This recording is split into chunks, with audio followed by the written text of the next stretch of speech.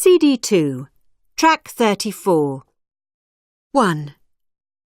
So, Emma, who was the person who most influenced you when you were growing up? I mean, like a role model or something? Well, my parents both worked a lot when I was young, especially my dad. And, well, he worked abroad a lot of the time, so I would see him 3 times a year or something. He used to have a job which took him to different countries all the time, mostly Japan and China, so I only saw him in the school holidays, really. I lived with my mum, but I was always really close to my grandmother too.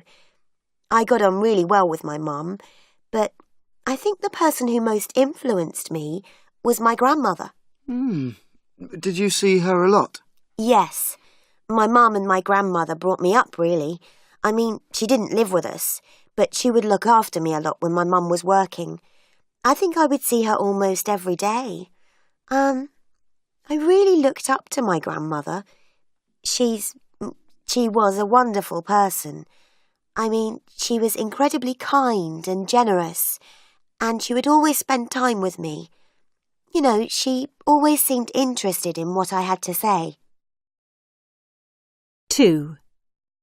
George, who do you think was the most influential person in your life when you were a child? Well, I was really into ice skating, particularly ice hockey when I was young. I loved playing ice hockey. I used to be really good. I picked it up really quickly and did it all the time, you know. I started playing when I was about 5 and, well, went on until 18 or something, when I left school. And my coach was an amazing man called Frank. He was a really good trainer. He taught me so much about the sport and was very good at motivating me and keeping me focused. He was a really inspiring person. He was a really good mentor and role model in many ways. How often did you see him?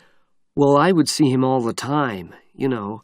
I used to wear my skates more than my shoes, probably.